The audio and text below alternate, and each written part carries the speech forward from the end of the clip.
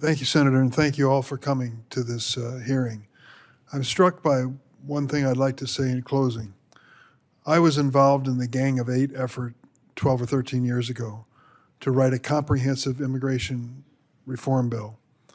I think we did a pretty good job. We passed it with bipartisan roll call in the Senate. The House refused to take it up. That was the end of the story. But at the heart of it was that we called on the 11 million undocumented people in the United States to step forward, identify themselves to our government, tell the government who you are, where you live, what you do for a living, sign up to pay your taxes, pay a fine to process your application, and then you are allowed to legally work and live in America without fear of deportation. We didn't promise you citizenship until a long period of time. I think it was 20 years. But it was a goal that you could reach if you didn't commit a crime or do anything to disqualify yourself. At the heart of it, was the confidence we had in the American people that if their government said, we will take you in to register and tell us who you are and where you work, that we will keep our word, our part of the bargain, our due process.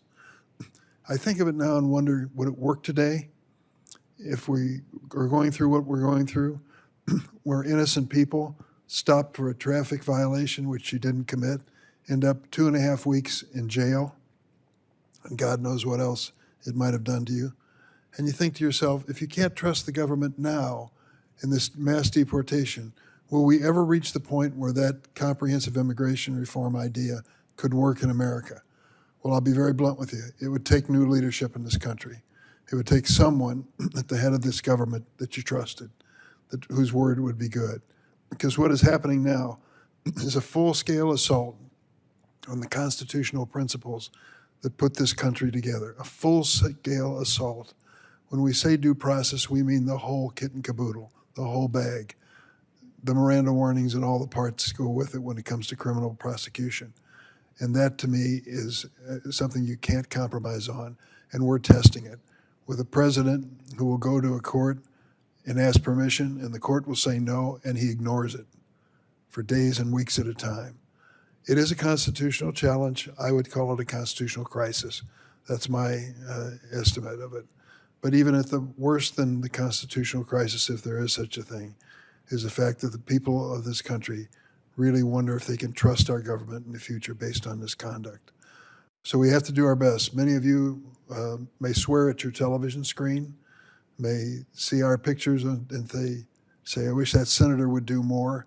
I hear that a lot, even from my wife. And she's right, because there are very few of us who have any authority left in this government, and we have to use it and use it in a responsible, thoughtful, constitutional way. So have heart that we had this hearing, brought it together, and we'll have more. To our panel, thanks. You did a great job. You all came in and contributed a great deal to it. So we'll stand in recess until another time soon when we get together and monitor the developments. Thank you all very much.